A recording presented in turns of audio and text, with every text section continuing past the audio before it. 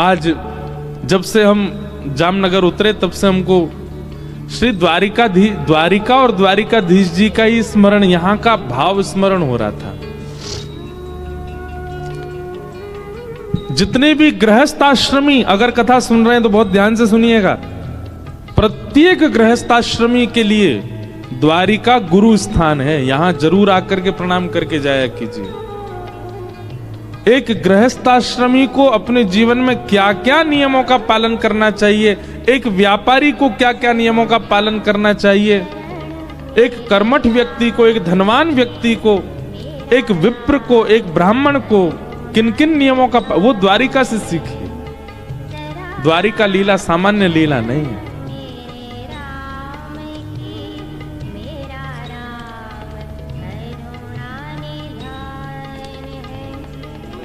कृष्णस्यासीत् सखा कश्चिद् ब्राह्मणो ब्रह्मवित्तमः विरक्तेन्द्रियार्थेषु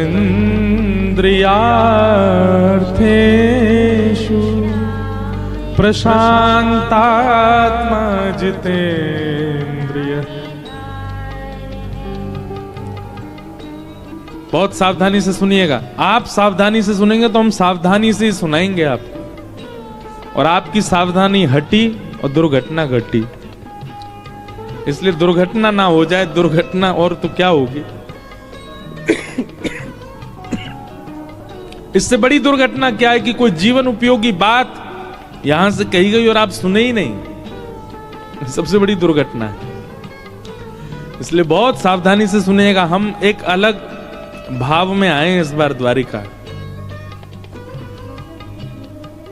श्रमित तो बहुत हैं, पर कई बार श्रम में ज्यादा अच्छा भाव निकलता है।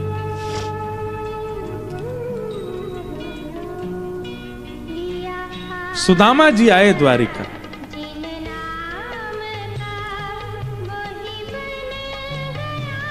सबको कथा पता है, मैं ज्यादा उसके विस्तार में नहीं जाऊंगा, पर कुछ विषय ऐसे हैं जो कभी चिंतन में आए नहीं, पर वो विचारणीय बात है।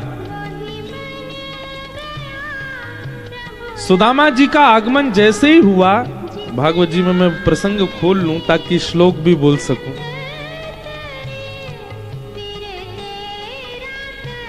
सुदामा जी के आगमन होते ही फिर जो जो लीलाएं हुई, घटनाएं हुई, सबको पता है, सब विदित हैं उस भाव से। पर सबसे विशेष बात क्या हुई?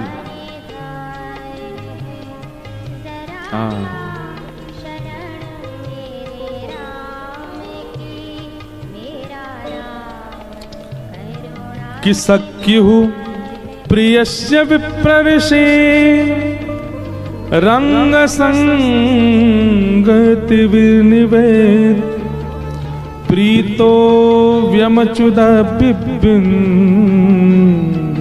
नेत्राभ्याम पुष्कर क्षण।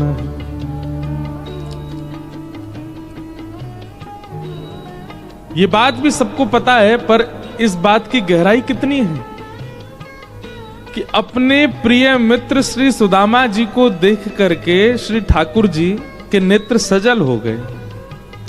और केवल सजल नहीं हुए, पानी परात को हाथ छुयो नहीं, नैनन के जल सो पग धोए। ठाकुर जी यहां पर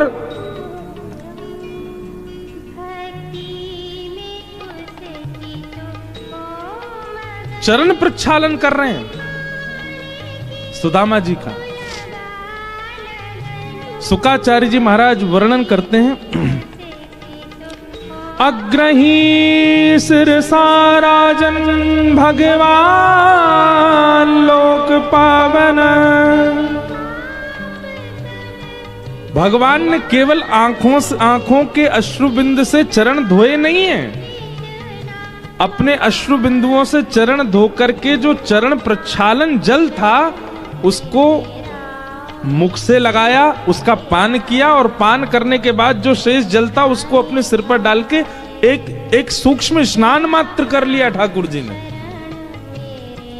इससे एक बात समझ आती है, पहली बात तो ठाकुर जी कितने करुणा में आ गए होंगे सुदामा जी को देख के। पान करने योग्य जल मिल जाए, स्नान करने योग्य, सिर पर धारण करने योग्य जल, तो जल की मात्रा भी तो अधिक होगी, और वो जल भी साधारण नहीं है, ठाकुर जी के अश्रुबिंद। तो सबसे पहली बात तो यहां ये प्रकट होती है कि ठाकुर जी की कितनी करुणा हुई सुदामा जी को देख करके, कि ठाकुर जी कितने रोए कि आचमन करने योग्य, सिर पर धारण करने योग्य जल प्राप्त हुआ।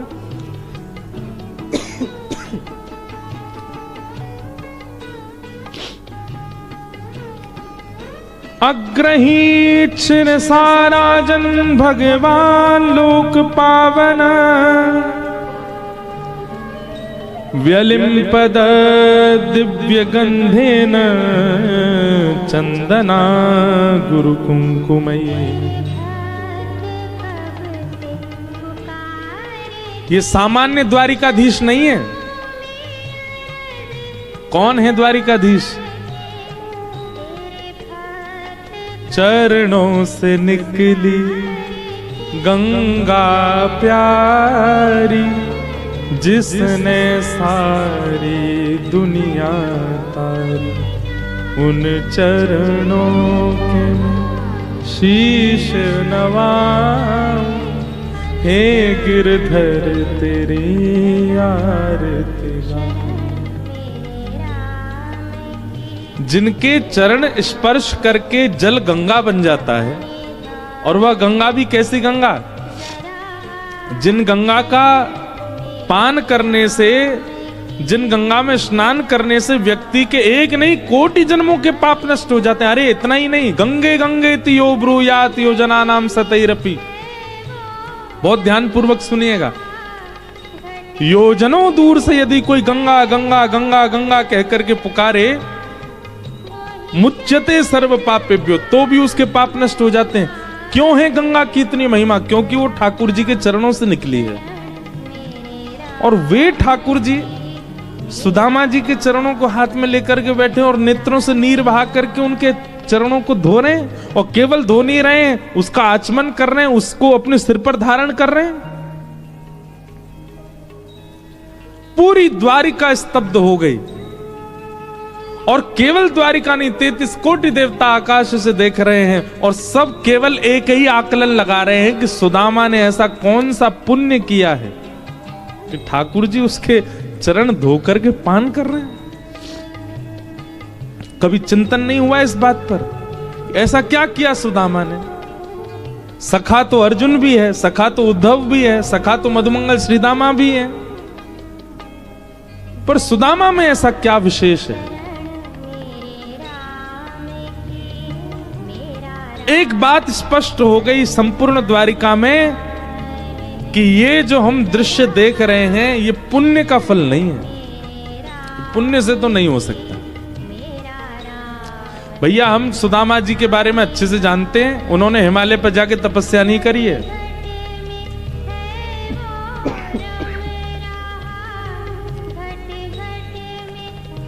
हम सुदामा जी के बारे में अच्छे से जानते हैं कि वो कोई व्रत नहीं कर रहे हैं, उनके घर में धन है नहीं, अन्न है नहीं, इसलिए भूखे रहते हैं।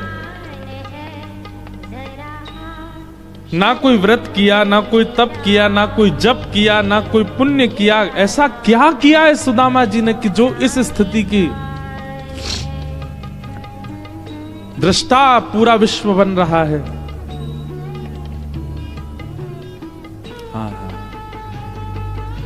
जब सुदामा जी के चरण धो दिए ठाकुर जी ने, आदि आदि सब लीला हो गई, और जब सुदामा जी चले गए तब सब द्वारिका के लोगों ने भगवान को बिठाया, द्वारिकाधीश को बिठाया, और द्वारिकाधीश जी से पूछा कि आपने सुदामा जी के चरण अपने अश्रुबिंदुओं से धोए, उसके बाद आचमन किया, हो ना हो आप परमात्मा हैं, और परमात्मा अगर कोई क्रिया कर रहा है तो निश्चित है कि उसके पीछे कुछ तो उस व्यक्ति ने किया है जिसका फल उसको इस प्रकार से मिला। वैसे तो भक्त के लिए बहुत कष्टदायी है कि आप नीचे बैठे और भक्त ऊपर बैठे, पर फिर भी सुदामा की ऐसी कौन सी बात थी जिस पर आप इतने रीझ गए? ठाकुर जी के नेत्र सजल हो गए, और सजल नेत्रों से भगवान कह रहे हैं कि सवई सत्कर्मणा साक्षात् द्विजातेर्त संभव आद्योंग यत्राश्रमिणां यथाहं ज्ञान दो गुरु। बहुत ध्यान पूर्वक सुनिएगा। ठाकुर जी कह रहे हैं, बहुत लंबा भगवान वाच, ठाकुर जी ने बहुत बड़ा प्रवचन किया यहां पर, मैं तो केवल एक भाव बता दे रहा हूं। ठाकुर जी कह रहे हैं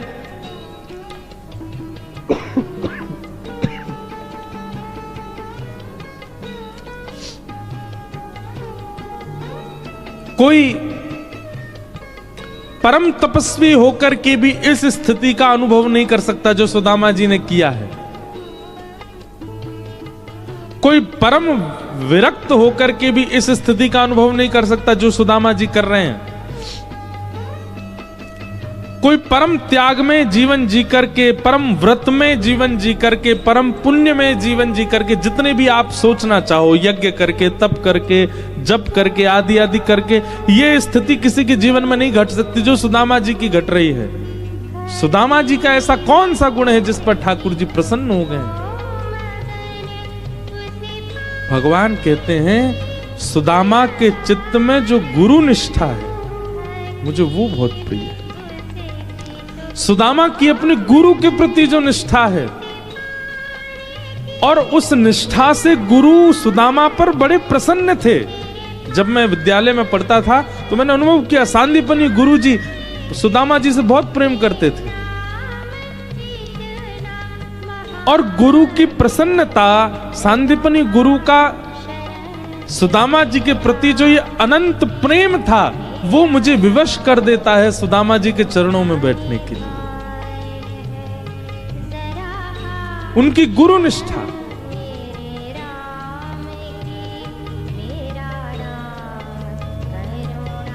विचार करो बंधुओं, ये मैं नहीं कह रहा हूं, स्वयं भगवान कह रहे हैं।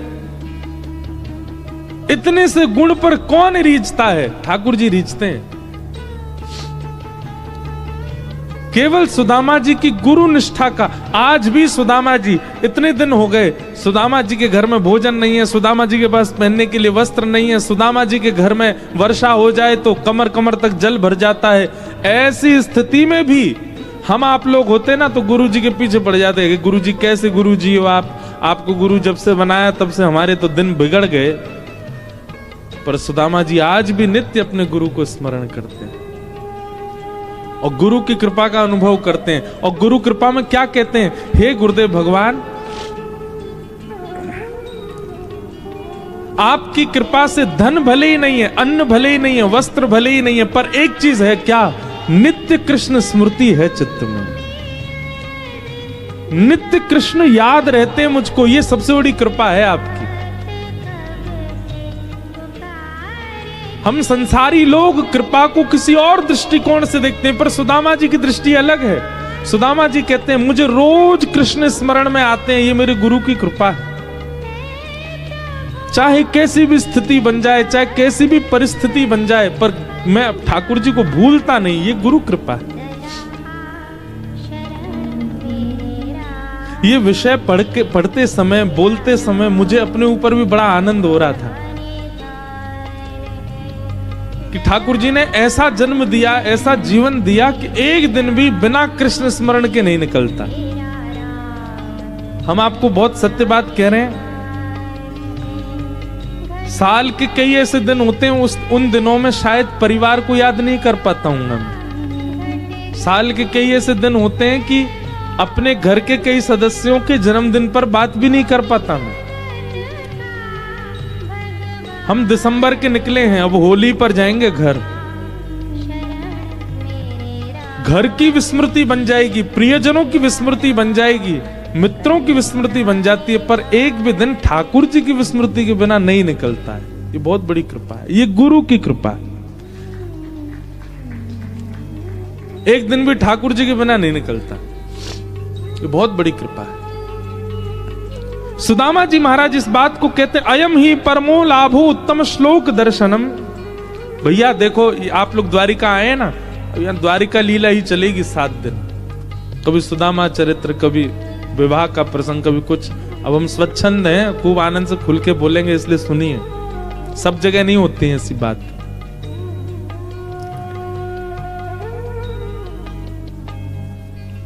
सुदामा जी नित्य कहते हैं मेरे गुरु की बहुत बड़ी कृपा है मुझ पर।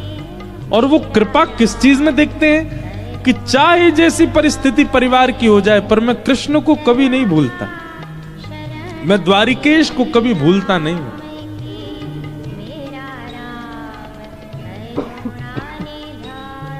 और इस भावना से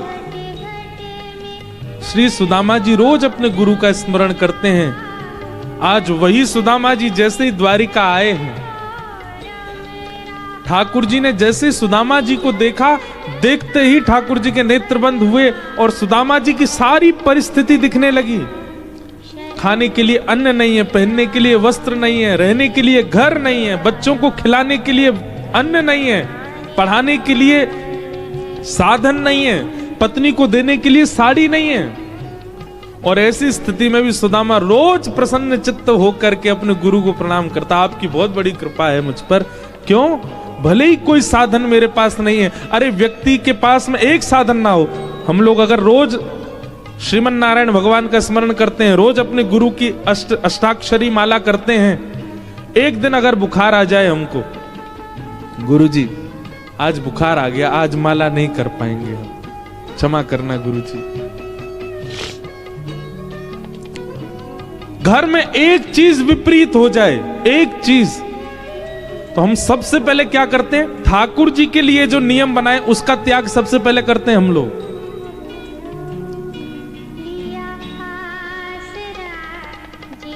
सब जानते हैं इस बात को। घर में एक भी चीज विपरीत आ जाए तो हमारे अंदर सबसे पहले जहन में क्या बात आती है? घर के जो बेचारे सेवक होते हैं उनसे कहते हैं तुम ठाकुर जी को देख लेना, हम बहुत, अब घर में ये काम आ गया, हमको जाना पड़ेगा।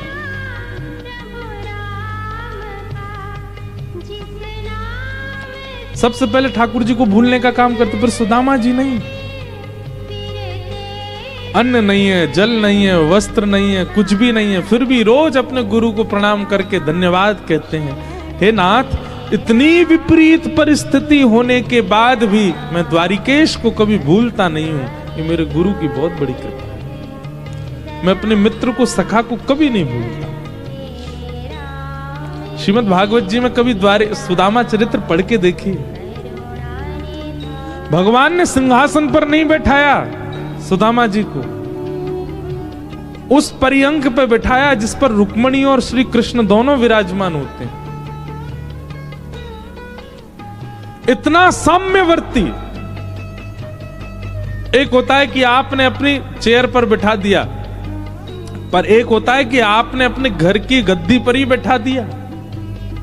सुदामा जी को वहां बिठाया ठाकुर जी ने जहां रुक्मणी कृष्ण दोनों विराजमान होते हैं। उस आसन की ओर देख नहीं सकता कोई और, वहां ठाकुर जी ने सुदामा जी को बिठाया।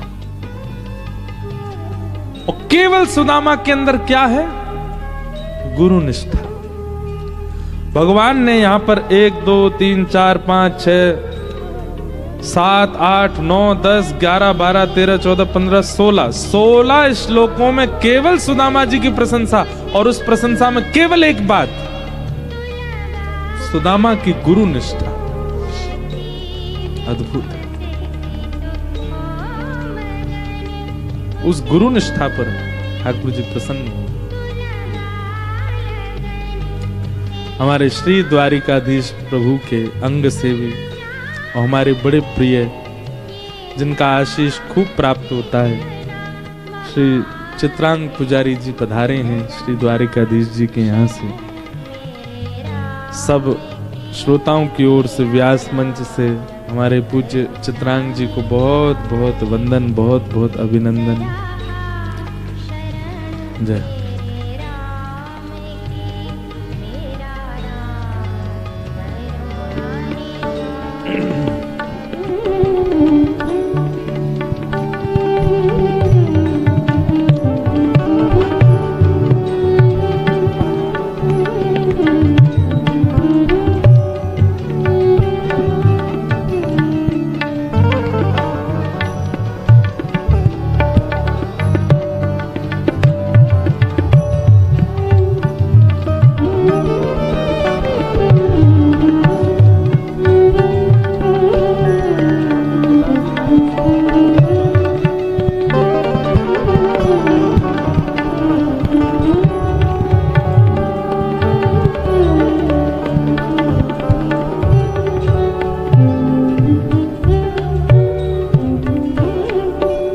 बोलो द्वारिकाधीश की जय। तो हम किस विषय पर चर्चा कर रहे थे? पूरी दुनिया में श्रीमद् भागवत की कथा जिस विषय पर विश्राम होती है, हमारी आज की कथा उस विषय से प्रारंभ हुई है। सुदामा चरित्र, श्री सुदामा जी।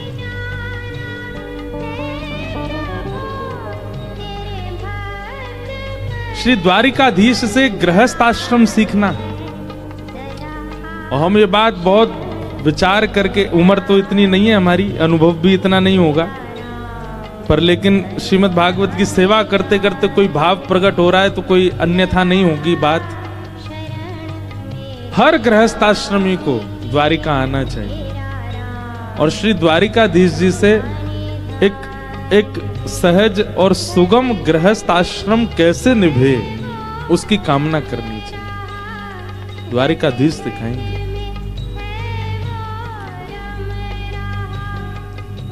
सुदामा जी पर कृपा की ठाकुर जी ने, केवल किस लिए?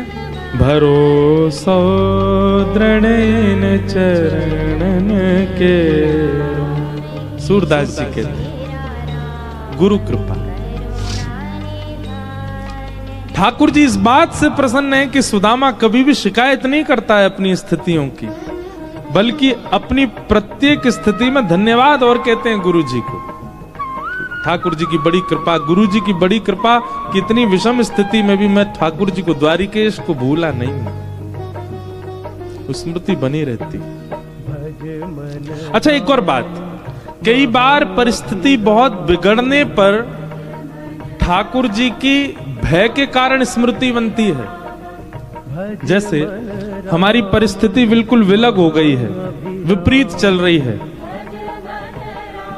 धन साथ नहीं दे रहा, समय साथ नहीं दे रहा, परिवार साथ नहीं दे रहा, परिजन साथ नहीं दे रहे, कुछ भी साथ नहीं दे रहा, तो कई बार आर्त भाव से भगवान का स्मरण होता है, हे नाथ कैसा चल रहा है सब जीवन, कुछ कृपा करो, अनुग्रह करो। यह भी एक बार का एक प्रकार का स्वार्थ ध्यान है ठाकुर जी का, पर सुदामा जी वो नहीं करते। सुदामा जी कैसा ध्यान करते हैं? प्रसन्न ध्यान। अयम ही परमो लाभो उत्तम श्लोक दर्शन। इसलिए ठाकुर जी इतने सहज, इतनी ऐसी कृपा की सुदामा जी के ऊपर, ये पुण्य से प्राप्त नहीं हो सकता, ये तो प्रेम से ही प्राप्त हुआ है सुदामा जी।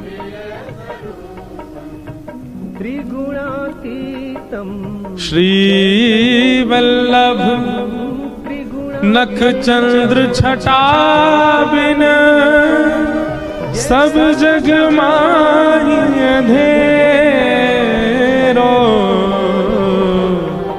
भरोसो दृढ़ चरण के, भरोसो दृढ़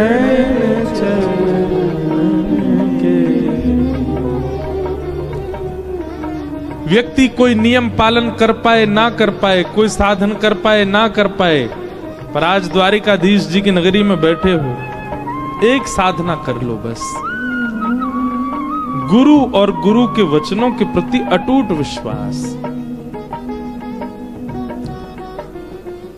भगवत प्रसन्नता के मैं कुछ लक्षण ढूंढ रहा हूं जिनसे ठाकुर जी बहुत जल्दी प्रसन्न होते हैं। उनमें सबसे ऊपर है गुरु निष्ठा।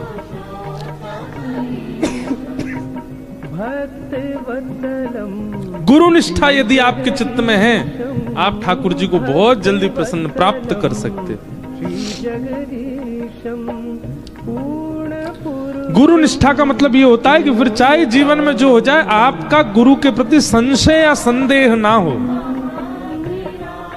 विश्वास है, चाहे जो हो रहा है हमारे गुरु की कृपा।